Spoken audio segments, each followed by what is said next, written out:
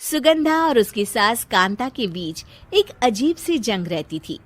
ये जंग थी किचन में कौन ज्यादा अच्छा काम करेगा और घर के सदस्यों के दिल जीतेगा। और उनकी इस जंग में हमेशा कुर्बान होते थे उनके दोनों पति। कैसे? आइए देखते हैं इस किचन पॉलिटिक्स की कहानी में। एक दिन किचन में, माँ जी, आज मैं बना रही हूँ मेथी की सब्जी।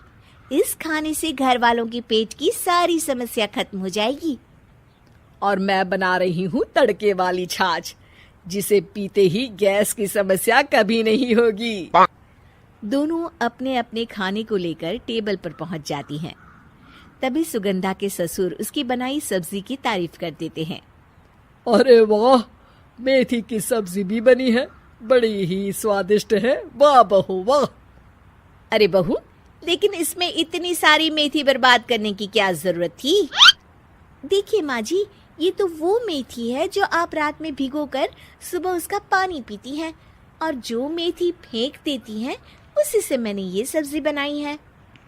अरे वाह बहू, तुमने तो बड़ा ही समझदारी का काम किया। बस अब क्या था, कांता जी का तो मानो ये सुनकर खून ही सूख गया। वो फैसला कर लेती है कि किसी भी तरह वो अपने खाने की तारीफ लेकर ही रहेगी और सुगंधा को किचन में उसकी कमियां गिनाएगी। कांता फ्रिज खोलकर देख रही होती है और फिर सुगंधा से कहती है, अरे बहू, ये क्या, पूरा फ्रिज गंदा पड़ा है। तभी वहां सुगंधा का पति आ जाता है। वो सुगंधा को डांट कर कहता है, सुगंधा, तुम्हें कितनी बार कह रखा है कि वायरस फैल रहा है, साफ सफाई का पूरा ख्याल रखना है, लेकिन तुम किचन में इतनी गंदगी रखोगी तो कैसे चलेगा। सुगंधा सास की तरफ देखती है जहां वो मुस्कुरा रही होती है। सुगंधा समझ जाती है कि सास ने उससे बदला लेने के लिए ये सब किया है। दोनों रात के खाने की तैयारी में लग जाती हैं। दोनों ना एक दूसरे की तरफ देखती हैं और ना ही एक दूसरे से बातें करती हैं।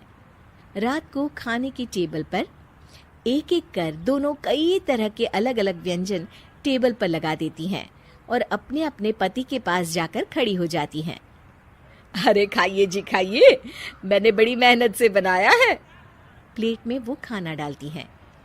सुगंधा भी दोनों की प्लेट में खाना डालते हुए कहती है, बड़ी ही मेहनत लगी है इस खाने को बनाने में। हाँ, दोनों को ना चाहते हुए भी सारा खाना खाना पड़ता है।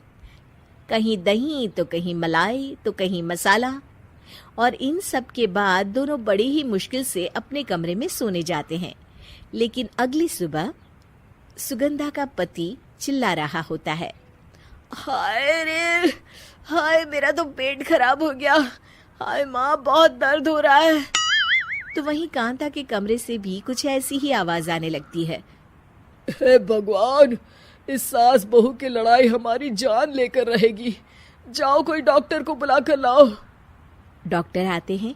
दोनों को देखकर कांता और सुगंधा से कहती हैं, देखिए, आप दोनों इन्हें खाने में हल्का ही दीजिएगा। हो सके तो रात का खाना जल्दी खाया करे और वॉक किया करे। इतना कहकर डॉक्टर वहां से चले जाते हैं। जिसके बाद एक बार फिर से दोनों बहुएं किचन में जाती हैं और खाना बनाने में लग जाती हैं। रात में खाने के टेबल पर दोनों एक बार फिर से खाना लगाने लगती है। पापा जी, मैंने ये पतली मूंग की दाल की खिचड़ी के साथ ये पापड़ और पुदीने की चटनी भी बनाई है।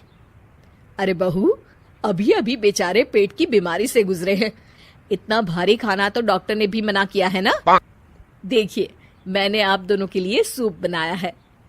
और दोनों उन लोगों की प्लेट में खाना डालने लगती हैं। तभी दोनों एक साथ बोल पड़ते हैं, बस करो, हमें माफ करो, हमें नहीं खाना इस घर में, ना खिचड़ी और ना ही सूप। हम इंसान हैं, एक वक्त में एक ही खाना खा सकते हैं। बस करो, हमें माफ करो, हमें नहीं खाना इस घर में, ना खिचड़ी और ना ही सूप। हम इंसान हैं, एक वक्त में एक ही खाना खा सकते हैं। इतना कहकर वो दोनों वहां से चले जाते हैं। कहानी का अंत। आप लोग उम्मीद कर रहे होंगे कि अंत में सब ठीक हो जाएगा। नहीं जनाब, अगर सास बहू के बीच सब ठीक हो जाए तो आप ये सीरीज देखे ही क्यों? तो मजा लीजिए इस चैनल में सास बहू से जुड़ी कहानियों का, क्योंकि ये ऐसा रिश्ता है जिसकी मिठास उसकी खटास में हमेशा ज्यादा ही रहती है।